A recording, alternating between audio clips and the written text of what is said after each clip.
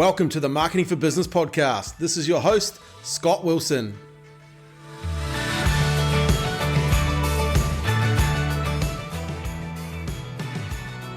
Brent Selwyn, hey, welcome to the Marketing for Business podcast. Thank you.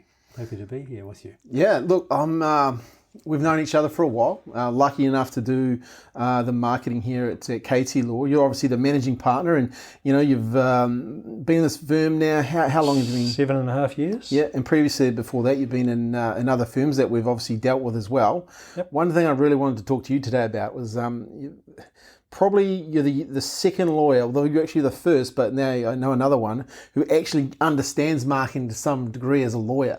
It's kind of not seen in the law industry as far as I've been around it. So firstly, we'll get to that. I really want to go a wee bit deeper on that, but tell us about how you got into law and how did you end up here at KT Law? Getting into law was a total accident because I went to university at the age of 23 and I didn't really know what to do, and I had two mates doing first year law, so I thought, oh yeah, that'll be okay. Yeah. But I thought I won't pass law, so I'll do Psych 104, the continuing psychology paper, because when I fail law, I'll carry on with that. And so no pressure from family or anything to get into law like some people have and all that kind of carry on? None whatsoever. In fact, I'm the only person in this generation of my family to actually go to uni. Wow. And in fact, on the contrary, when I left school, I was going to go straight to university, and I applied for one job with an insurance company. I got it, and I said to my parents, I'm not going to take the job, and they told me, yes, you are. Yeah. That blue collar mentality that I had to be a good boy and take the first job I was offered. So I suffered through that for 4 years, which is why I didn't go to uni until I was 21, 22. So you actually had to go get that job, and did you just not like it? Like you were... Oh, I was just impatient. I worked for a company called Guardian Royal Exchange, GRE, for 4 years, and I applied for an inspector's job as a raw 21-year-old in Palmerston North with a car, and they said no, so I told them what they could do with their job, politely. Classic. So then you go to university? Yeah, it was an unusual uni career because I did 2 years. I did 83, first year law, 84, second year, and then I went to England, 85, 86. Wow. Came back and did third and fourth year in 87, 88. Yep. So was that an OE or what was... Yeah, that was an OE because in those days you had to get to England before the age of 27 if you wanted the dispensation. Yep. And I realised that if I did the degree, then first and foremost in my life would be to get a job and move on with career, and I'd never do it. Yeah. And I always wanted, since I was a child, to do the OE experience to Britain. So I have no regrets with that. It meant that I was 28 when I was admitted to the bar. Wow. And was that considered old? Is that considered, like, how does... It's funny, I was kind of the adult student compared to most of the people in my second, because remember in my first 2 years, even then I was 22 and most of the people were 18, 19, fresh out of high school. So I was kind of the adult student, and I gravitated to people of similar ilk. Yeah. And how does it look? You are now. You're like managing the partner. You're kind of running the business. You're growing the business with the team here. When you look back of that transition of how you've come through, do you often look back and see how far you've come, like as as a business owner as well? I guess the title of managing partner is an official one. It's kind of a de facto one, but Steve Bray and I have fallen into the role of managing the thing since our partner Stephen Kannangara retired. It's been interesting because I've been, as you said at the outset, I've been interested in marketing for, you and I would have met Big Cheese lunches probably 12 years ago, if not longer. If not longer. And then there was the marketing course that you did, which we're probably going to talk about a bit. And so I've had a passion for it. Yeah. So much so, in fact, that in 2000 it's quite some time ago, about 2011, 2012, I'd had a guts full of law. Yep. And I was thinking that I would move into a different area. Yeah. Which is part of the reason I did that course, to reinvent myself and revitalise my interest in things. And I did all sorts of stuff that lawyers won't have ever thought about doing. And that's definitely some of the things I want to talk to you today, because you did some different things. Like you came along to I think it was the marketing mastermind we have, and I remember I've got a couple of photos I've seen recently of we had the group up in the Price Waterhouse building where the firm was, and that was.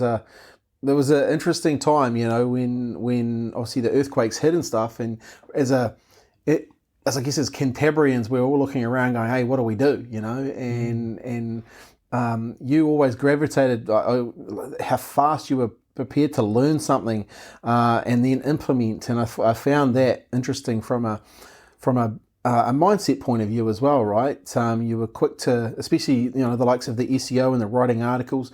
Was that just because you were curious to maybe get out of law, or you were just being curious about what else you could do? Bit of a combination of both. Actually, from that course, that dates it actually because it was pre-earthquake, so I must have known you since 2008, 2009. Yeah.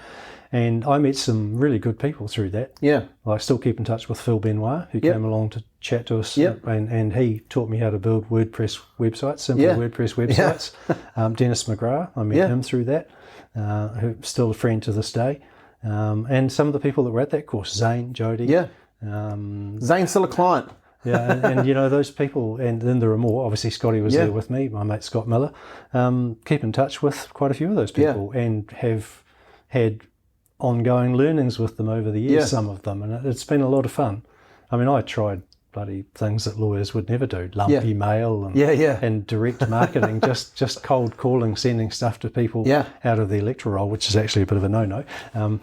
But, just sending stuff to people, and gee, we had success out of that. I think, one particular marketing campaign was about people perhaps having the reality of having their home be sold to pay for their care if they went into rest home care. And we got something like about 7 or 8% of the people we sent information which is huge, right? Came back to us, and then I think we turned maybe 2 or 3% of those into clients. It was massive. And I guess that was the beautiful thing, like always. And I know what we were teaching back in the day was around that direct response marketing, and we've kind of morphed that now into direct response digital marketing, which is but back in the day, that you could get away with a lot of that stuff as far as people loved getting something in the mail. They would respond to it because hardly anyone was doing it. You're probably even a better response today because people just don't do any of that sort of stuff anymore. Well, after Phil taught me a little bit about WordPress websites and gave me a wee cheat sheet, I built a website which I've still got to this day called conveyancinglawyer.co.nz, and I became for a while my own best referrer because I was getting so many leads out of that. I don't know how, but I stumbled my way up to consistently number 2 or 3 and go on page 1. Yeah. And it only fell away when I had someone who I won't name rebuild it for me and make a total arse of it. Yeah. You probably should rebuild it again yourself. I'm thinking about rebuilding it with someone else. Yeah. Who I, I haven't done that yet because there's a bit of money involved. But I enjoyed that, and it still exists to this day. The beautiful part of obviously learning, then implementing, and I find I always found it like the people that came along to that obviously have done quite well over the years. It was some really good, I guess, principles that they learnt, which I think when it comes to marketing these days, maybe some of the principles aren't really being captured by some business owners. What was your interest in marketing? When you thought about, hey, I'm going to reinvent myself, what did you think of marketing? Was there any particular reason? It just struck me that lawyers and my previous firm tended to be like this. They didn't really think about putting their name out there while they were really, really, really busy. And I think that's when you should be doing it, because now, for example, in a time when lawyers are probably having a slightly tougher time, this firm is still doing really well. Yes, we're a wee bit quieter than last year. Well, it's funny because we're actually ahead turnover-wise of where we were last year, but because we invested in a few new people, it's costing us a little bit more to produce the same result. But I think still we made the right decision.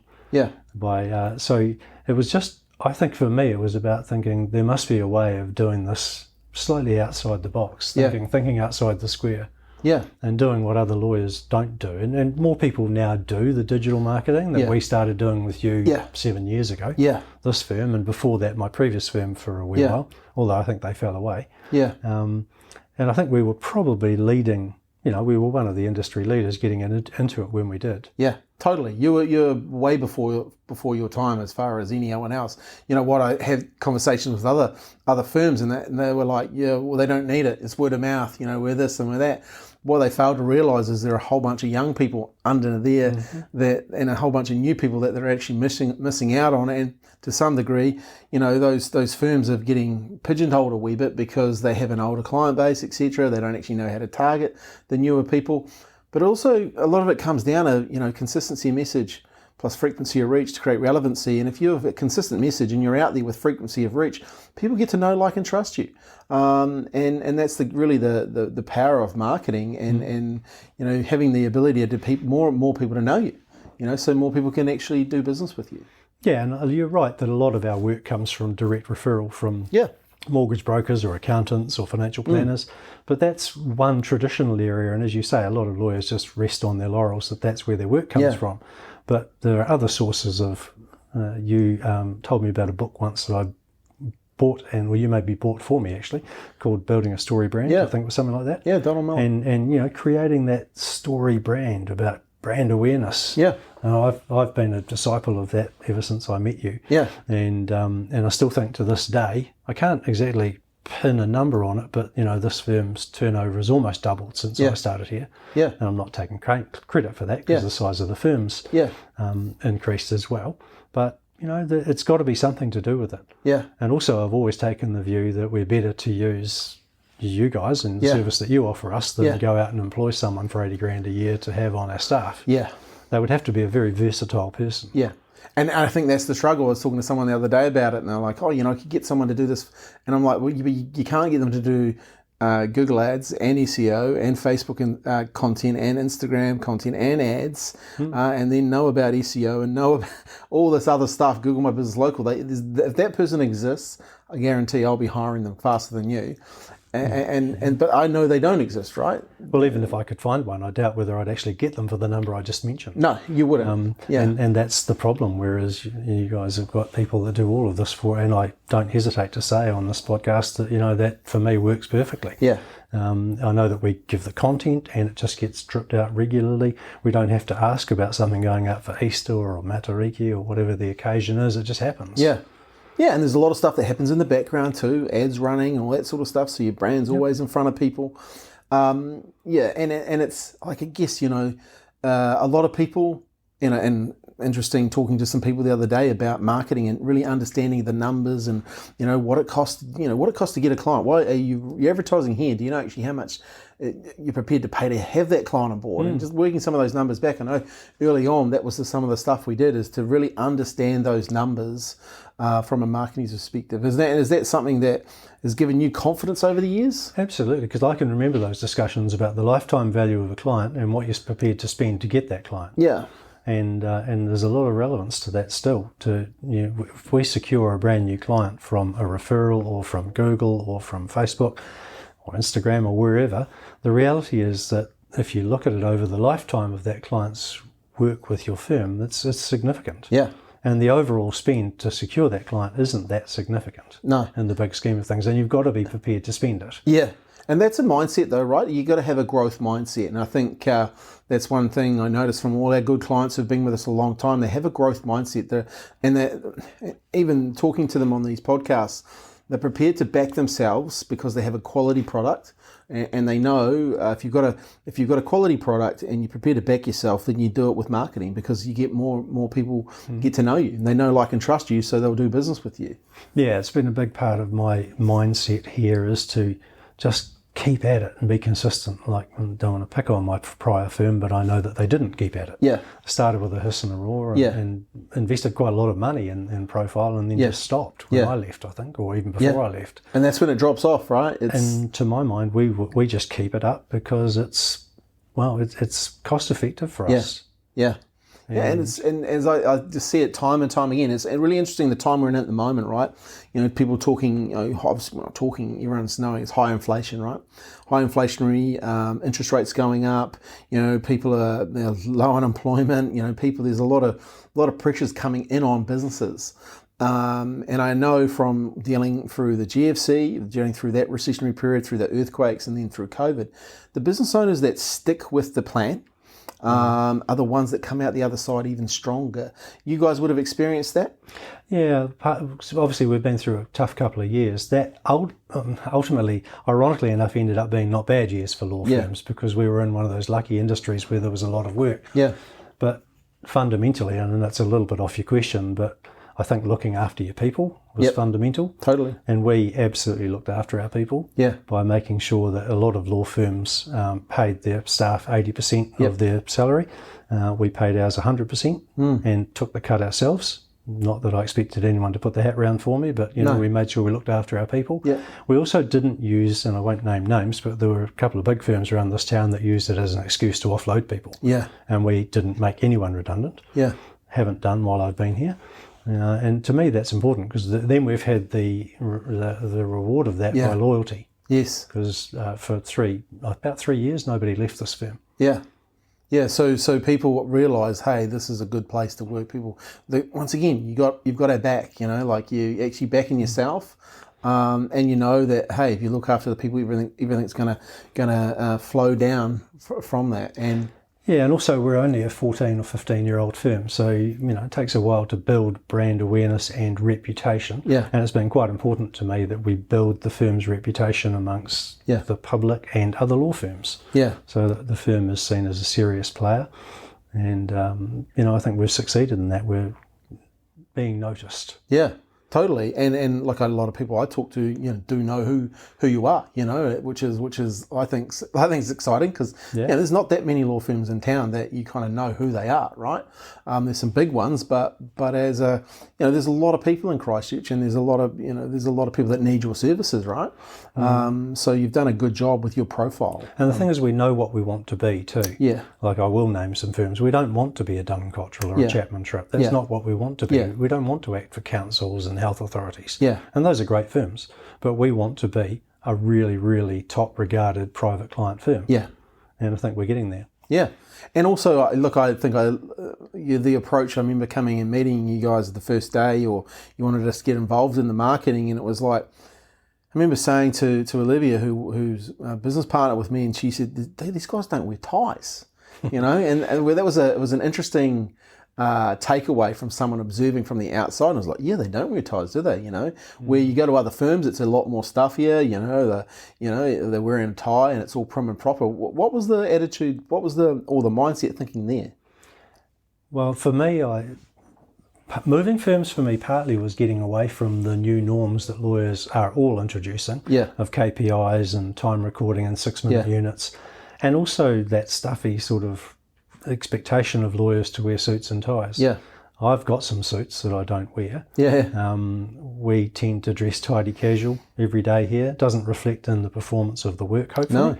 No, but and also with our staff, there's no real hierarchy.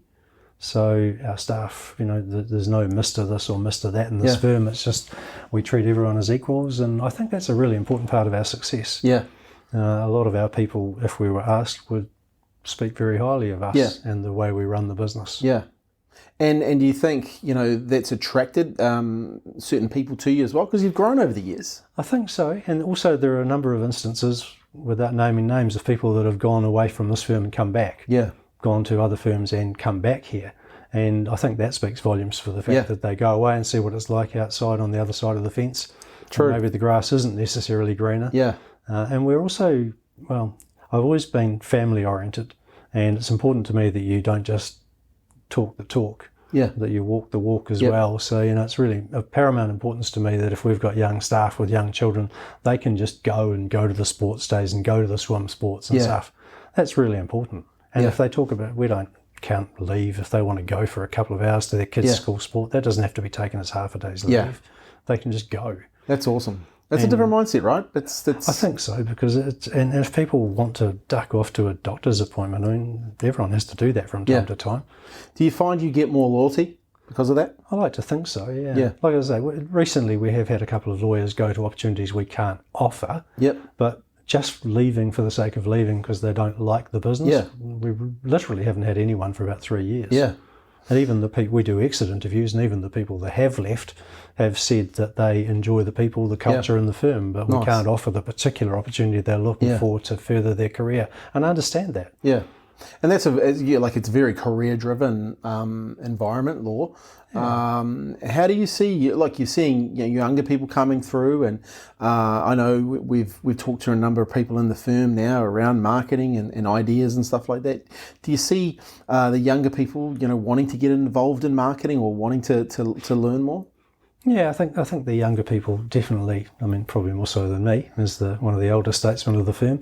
I think the most important thing that we've done in recent times, again slightly off question, but is to think about the succession within the firm. Yeah. And we have intentionally gone for people that are much younger than Steve and myself, particularly, and those people are interested in how we get our business and where we get it from and how we. So they will continue on, I believe, even when the likes of Steve and myself are no longer here. Yeah. In the next decade or so, those people will continue with what we do. Yeah. Thinking in a diverse way about where we get our business and how we get our business. Yeah. And how we spread the firm's reputation and name. Yeah, and who we're attracting, like exactly. the bringing in new people into the business. Yeah, it's exciting time, especially because I think it's, as you mentioned, a few more people or law firms are starting to get into it, but it's still a wide open field, especially in the law space. We deal with a few more law firms up in Auckland and stuff like that now, and you can definitely see the potential for some of these firms are now starting to grow because of it. Digital has definitely changed the game. I remember being in a meeting once with a law firm, and they were like, "We don't even have yellow pages. We don't need it because we're so good." And I thought, wow, what an interesting mindset that is, and I'd love to be your competitor. Where I think a lot of law firms, and probably people like you that taught me this, is that a lot of law firms talk on their websites about how good they are. Yes. And people don't care about that. They care about what you can do for them. Yeah. And how you can help them solve their problems. Yeah. So I've tried to change, when we rebuilt our website last year, and you helped us with that by putting us into the right people. We tried to change that whole focus on the text on that to, this is what we can do for you. Yeah. This is how we can help solve your problems. So important. And I think it's one of the big levers that you can actually use in writing copy these days, that you can actually, if you can understand what people are going through and really understand their problems, and to a point where if you know them better than what they actually do, you'll build that know, like, and trust faster, because someone goes, "Oh, this guy gets me. This company understands me," versus trying to be, making you want them to be understand you. It's such a different way of thinking, and it's the polar opposite of the way everyone else does it, which is why it works. And to go back to one of those things we talked about much earlier on in this, when we talked about direct marketing. Yeah. And when I did that little campaign, which we sent out to hundreds and hundreds of people who were described as being retired. Yeah. Okay. Now, that one of the sayings I remember you saying to me is to sort of get inside that conversation they're having in their head and talk to it. Yeah. And that was really easy to play on that conversation for people that are retired, because they worry about what happens if I go into care and I might lose my house. Yeah. And that's why we got such an amazing hit rate of people taking up the free opportunity we offered them to come and meet with me. Yeah. Look, I was talking to some people yesterday, and I said, "Look, you want to deal with first home buyers? How much do you know about them?" And they were like, "Oh, they're this." And I said, "Well, actually, no, ask this person here, who one of our staff." And I was like, you don't actually know anything about them. So the best thing you could do is go and buy lunch for 10 of them and talk to them about it. Actually understand their real problems. A lot of times people will market their business, without really understanding what that person is sitting there thinking. And that was the beautiful thing that you did. You knew the problems, and we used that formula. I'm pretty sure we used that. Was the pasta formula: problem, aggravate. So you identify the problem, you aggravate that problem, you provide a solution, you have testimonial proof, and then you give some action. And that call to action was a sweet little, "Hey, come and have a conversation." Free conversation. Yeah. And there was, I smiled when you said the word aggravate, because I think my heading was reasonably inflammatory. Yeah. Kind of implied that they might lose the house. Well, because it's true. Good marketing is about, I always remember Mal Emery telling me, how vanilla are you being today? Marketing's not about being vanilla to some degree, in that, especially in direct mail, that you've got to get attention, you've got to polarize. You actually have to, he always talked about, think of someone on the couch, lying on the couch, not wanting to move, and they're going to open your letter. What are you going to get them to do to take that action? Those people had a real problem. And the cool thing about it is you're giving them some education by giving them something to read, but then you're extending the arm, to hey, come along first, versus, hey, if you want to talk to us, you're going to have to pay us. and that whole model, you flip the whole model, that's why it worked as well, right? Because people have a problem and you're giving them some opportunity to start with. Yeah, and without wanting to sound like too much of a groupie of yours, I mean, I've been to a lot of your seminars. Yeah. And even though I sometimes say to you, is there anything you think should I be coming to this? Always say yes. And generally speaking, there's always one little nugget that I take away that I can then apply. And I like to learn and understand, even though I don't want to do the implementation. Like I learned after I went to one of your seminars, I went and I researched in Facebook to find out all about lookalike audiences and building those audiences and how you do that. Now, Liv does all that, or your staff do that. Yeah. But I like to understand how it happens. Yeah. And the other thing I've always, a takeaway that I've always had is about the saying of yours, influence through education. Giving away a little bit of information to influence people's thinking and to put yourself out there in the market as an expert in the area. Yeah. Give something for nothing to actually then try and build confidence that these people, after a few touches, think these guys know what they're talking about, will contact them. Yeah. And I'm sure that's had an effect. Yeah, because it has had an effect, the way you've done it as well, And look, I always find it interesting, and I remember speaking at that law conference and how many people had done property transactions, right? And the knowledge they have in the room. But to flip it to that and say, hey, okay, if you might have done 40 property transactions this month, but someone coming to see you is doing it for the first time, there's a totally different feel of someone who's confident knowing what they need to do versus someone coming in thinking, man, is this am I getting ripped off here? Am I getting charged in 6-minute intervals? Will the property actually transact on the day? There's so many conversations they've got running through their head that if you then just flip that and gave them some of that information in advance of them ever seeing you, how better positioned you are, right? And I find it companies and businesses that are prepared to have influence by giving value first generally get a better client showing up. Recently there was a law society thing, Scott, sorry to cut across you, but I was thinking about it. We get a daily publication telling us what's happening in the law, and there was this article. I wasn't sure whether to feel highly annoyed or proud. It quoted 22 law firms apparently around the country who are doing fixed price guaranteed conveyancing, and I thought, well, you didn't mention me, and I've been doing that for 7 years now. Yeah. And that's part of the reason for our success, is because I've got a standard email pattern that I send to people and who are first home buyers, or home buyers full stop, but particularly first home buyers, just telling them that we are different. We don't record time. We don't set budgets. Yeah. We will offer you a fixed fee. And what's more, not only will we offer it, we'll guarantee it. Yeah.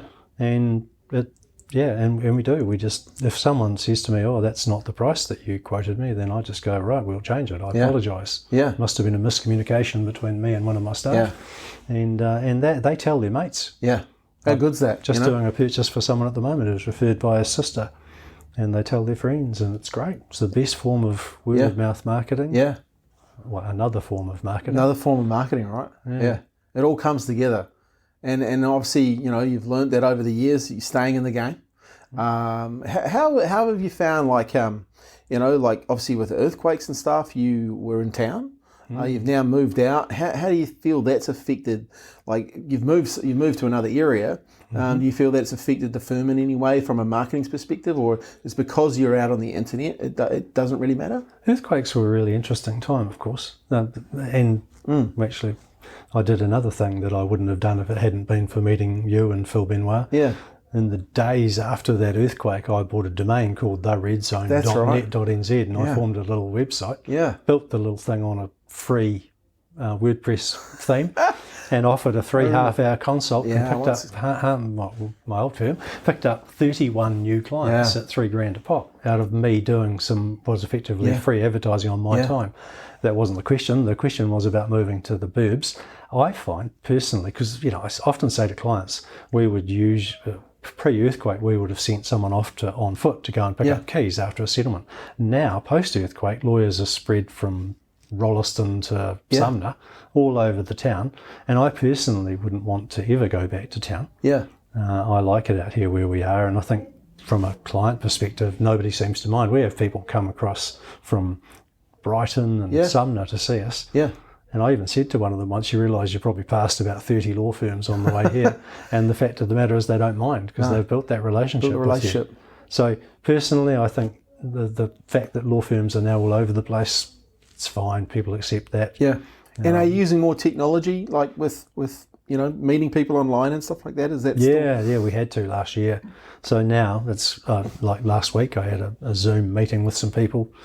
Google, I don't even know a lot of the audio-visual teams. FaceTime, another regular, depends on people who've got the right device. Yeah. That's become the new norm. The other things that we're having to get to grips with are things like DocuSign, digital signing of documents.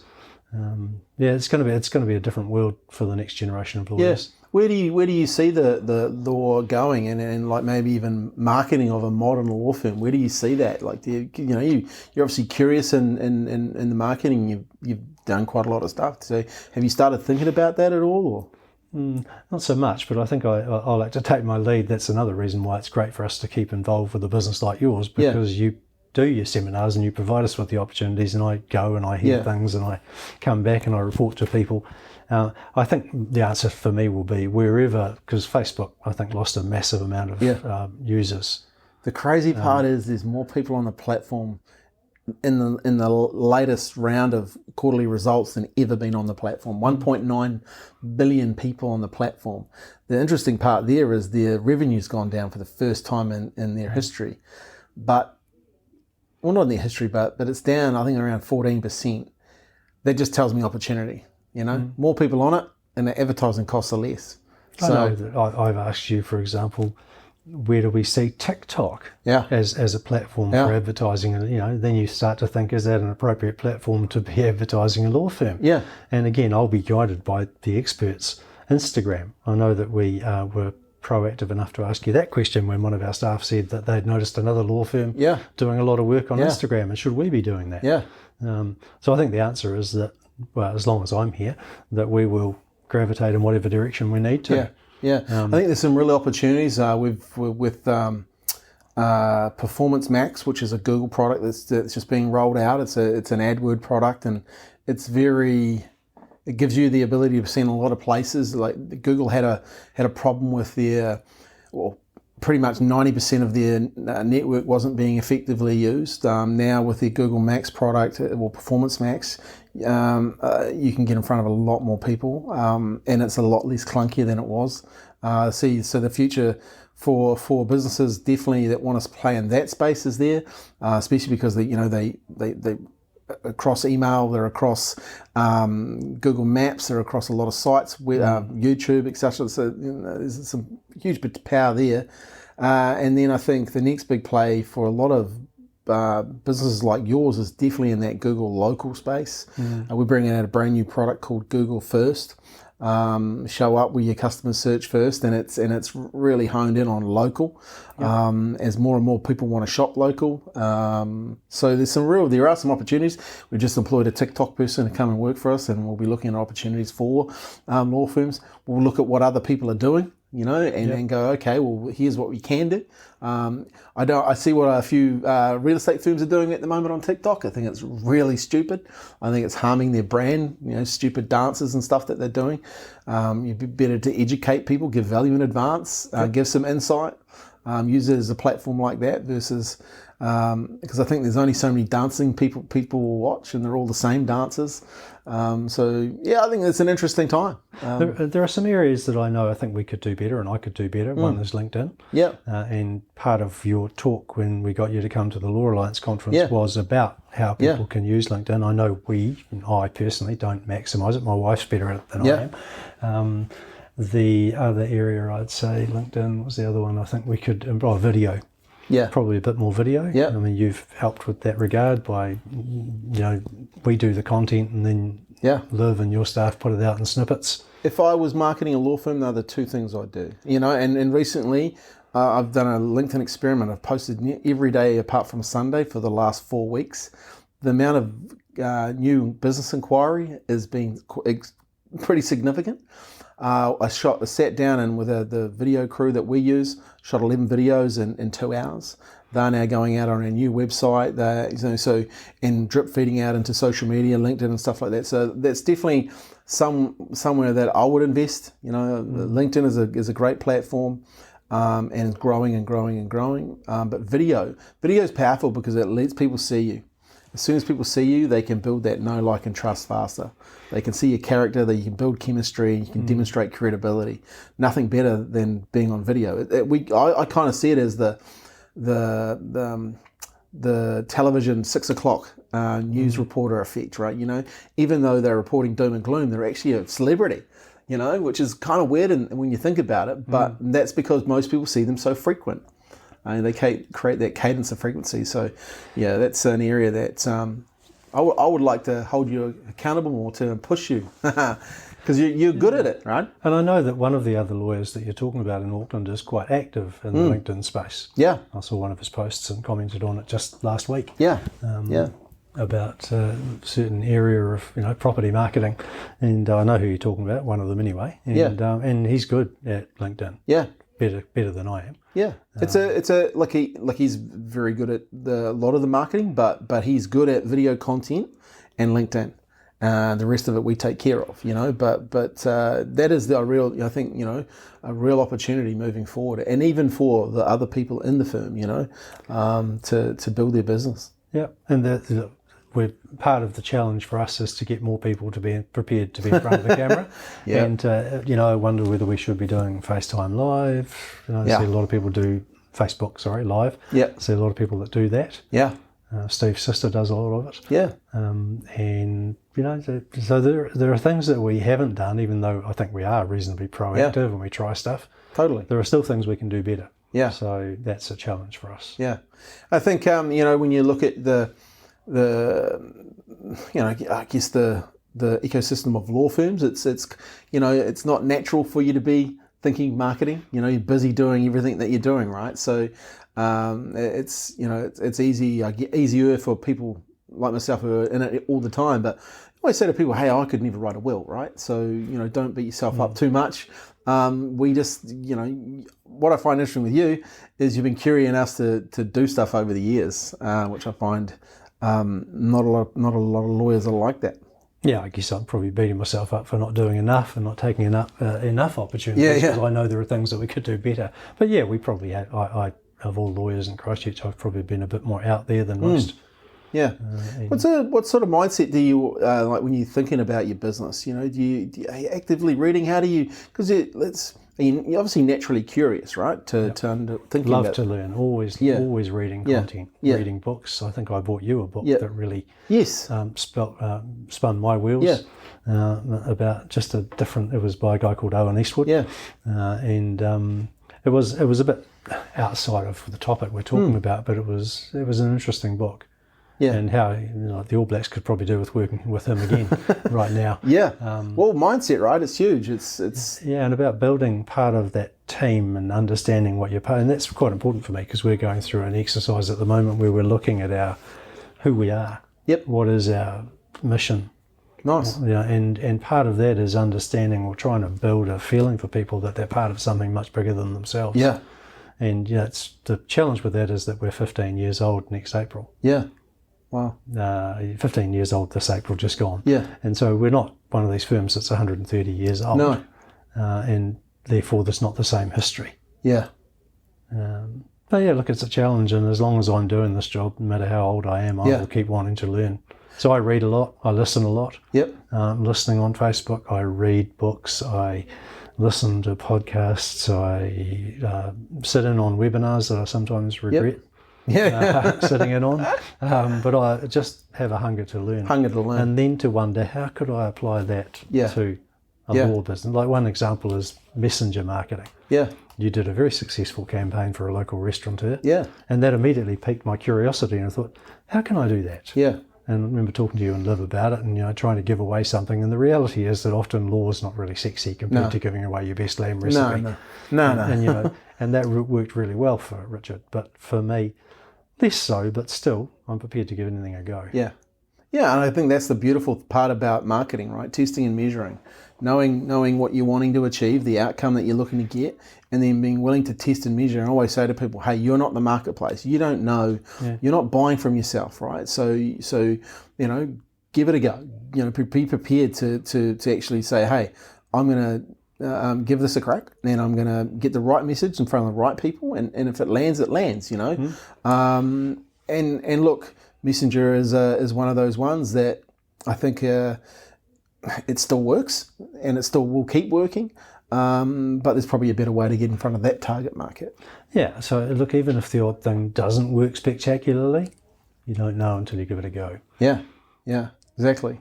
Hey, so what does the future look like for you guys? Obviously, keeping growing, bringing on new people. That's the focus. Yeah, it certainly it was in the last couple of years. We grew the size of the firm, but equally, more importantly, arguably, I think, is that we tried to just take our focus a little bit away from property law and to employ some people in the area of trust law, family law. Yep. And looking to build perhaps a little presence in the civil litigation sector in fullness of time, employment, areas where we haven't traditionally had a big, a lot of experience and a lot of exposure. We are trying to broaden our base, which I think in the long term, hopefully, my vision would be that, this will become more of a full service law firm. Yep. So it might ultimately offer a full suite of services that we now don't. Yep. That's part of a growth for firms that have a growth mindset, I guess. Like we are looking at our premises and how the opportunity that provides for us to grow. Yep. Recently took some extra premises because we were pretty maxed out at about 38 people. Yeah. We had nowhere to go, not a single office, not a single workspace left for anyone. So we took some extra space downstairs, and that will enable this firm to grow to high 40s if it has to. Nice. It's exciting times. And if it is exciting, and I love it. And, I'm prepared to take calculated risks to get the right people on board. And succession's huge for me right now as well. Yeah, and bringing those people through, which is I was talking to a guy yesterday, very successful business owner, and he's got his leadership team that he's been working with over the years, and now he's working with the people that are coming in the door, the newbies, and he's actually getting reinvigorated by it, but he's also being able to I guess give them the mindset of what the opportunity is here in that business, which I find, that's exciting. And you kind of, as a business owner, you have to reinvent yourself like that, right? Absolutely. The most successful clients I've got, I watch the way and you've done it, you reinvent yourself to go where the market takes you. Yeah. And I've seen you do that with different business opportunities over the last 12, 13 years. Yeah. Or within the same business, but morphing it to move in the direction that the market's taking you. And that's kind of where I see most lawyers don't really think that way. Whereas I like to think that we will. And we have got some from within, and recently a person from outside the firm. We've brought in some younger people who are going to be continuing, I think, to just take the firm in the same direction. Yeah, that's exciting, and then spotting those right people. Hey, I'm going to put you on the spot just to finish up. What's the number one thing you've learned about marketing over the years? Oh, it's just to try things, I've always had an open mind since I met you, and I've tried stuff that I never thought I would have tried. Yeah. And so keeping an open mind, and you have to be consistent, and you have to keep it up. Consistency is key, and also the giving away a little bit of information to set yourself up as an expert in your area. That's huge, I think. You've definitely done that well, creating those websites that you have positions you as the expert. There's no mistake that you end up getting 31 old clients, from an idea, creating a website, and then being consistent with it. I just kicked myself because I wasn't quick enough to get .co.nz, but .net.nz for that phrase that was heavily searched. Yeah. I was ranking right up there at number one. And I tell you what I did was I took the parliamentary releases, and probably 3-4 times a week I was putting out press releases where I'd take press releases from Jerry Brownlee or whoever was the minister, and I would rewrite it in my own words, and then I would provide information. I also went and I got on Facebook and I joined all the groups for the areas like Avondale, Kaiapoi, all the affected areas. I explained to them I'm a lawyer and I want to provide information to your members for nothing. Yes, there may be some perceived benefit for me. And they all agreed, we don't mind you joining. The occasional person would comment going, we're allowing lawyers onto our forum now. And I would immediately reply going, look, I'm not trying to sell you anything, I'm just providing information. And because of the fact that I just provided regular information on my website and then copied the link onto all these different Facebook groups that I was in, the people would just, they'd go to my contact page and go, I'd like that free half-hour appointment. Perfect. I've still got people with 10 years, 11 years later that I'm acting for that I picked up because of that website. How good, eh? That's the thing, and I think the more and more I get older in business, the more and more I'm prepared to wait to transact business. I don't need, I think a lot of people nowadays, we talk to a lot of people that are in that 90-day world where they think they need to get a result. If they haven't got a result in 90 days, what's going wrong? And it's like, well, you actually need to be prepared to stay in the game and be consistent. And the ones that can't, they're the ones that are going to lose. But that's a great example of you just did some action, gave value first. 10 years later, you're still doing business. Lots of those people are still clients. How good's buying that? And selling, and talking about lifetime value of a client. Yeah. And all it was a little bit of my time to write articles and put them up regularly. Yeah. That's why it ranked so well, because I was putting up keyword-laden content. Totally. Without really knowing what I was doing. Back in the day, you could get away with that, right? It was that was the, But, the opportunity still exists today to do that type of stuff if you wanted to. It's not out of reach. You just have to be a bit more resourceful. You have to be a bit more, where can I win? Spot the areas where you can actually win. Yep. And go from there. I've bought other domains that I've never used, that I've never used properly in the areas We've all got a bunch of unused domains, I'm sure. I think the biggest takeaways for me over the last dozen odd years since I first met you and started attending your seminars is just the people I've met, the fantastic relationships I've built with people that I continue to deal with and learn from to this day. Yeah, how good's that? It's great, met some fabulous people through that. The course you referred to was at the Shirley Golf Course. That's the one. And it was once a month for about 10, 11 months. Yeah. And Mark was there. I'm trying to think of other people that I've spoken to recently. Yeah, there's a lot of people there, right? Yeah, and the guy that actually ended up winning the thing, can't remember what he did. Don. Don, he was the time watches and stuff. That's right, the watchman. Yeah. Met so many cool people. Yeah, Chris owned the pool companies, and there's definitely. Look, we probably should do it again. I know we've got a new seminar coming out, so we're pretty excited by that. And we're going to take that nationwide. But I think just to finish this off, I really appreciate.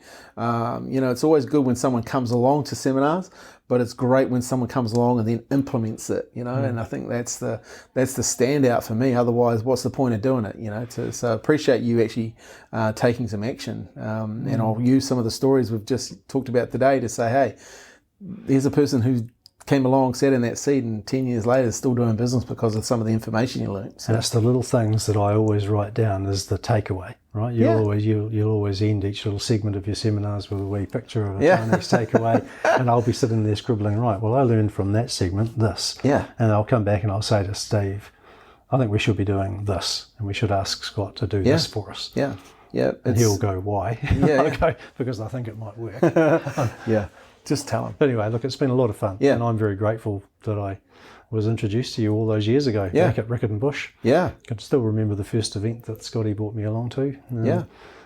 Okay. And then through various different iterations of group, Big Cheese. And Yeah, we had the marketing magicians and on Page One Media. On Page One, and then moving through to your current business, which is now probably, how many years have you been doing? 7. Digital influence, 7 years. Yep. And it's with lots to come. Yeah, it's still growing and excited by the opportunities. And you'll continue to take the opportunity to move to meet the market, to reinvent yourself. Yeah, we're definitely doing that now. The market's moving again, so we're on top of all of that and what we need to do and how we need to help our clients. We always look at technology or marketing. And my challenge for me is, this is the way marketing's going, but how does a business owner make $1 out of it? It's my job to actually help the business owner to turn that into money. And whether it's TikTok, whether it's Instagram, whether it's Google First or Google Local or Google Max, whatever it is, or video, I'm always looking at, hey, how does the business owner actually turn this into money? And look, we will continue to come along for the ride as long as I'm drawing breath. and I love the success stories. Like I'm probably allowed to name names because you're quite public about who you act for. I've enjoyed the succce stories of Little India, of Novus, of Richard. Yeah. And some of the techniques that I look at and I think, how can we do that? Yeah. No, it's been awesome. All right, Brent, hey, appreciate your time. I know you're a busy man, so thank you. Thank you for being on the podcast. And, mate, I just look forward to helping you guys keep going. Been a lot of fun. Thank you. Cheers. Hi, Scolson here again. Hey, thanks for listening to the Marketing for Business podcast. Hey, we're on a mission to share these episodes with more business people, so please feel free to share the podcast. Head over to our website, www.getdigitalinfluence.com for more episodes, and we really appreciate you listening. Thanks for your time and have a great day.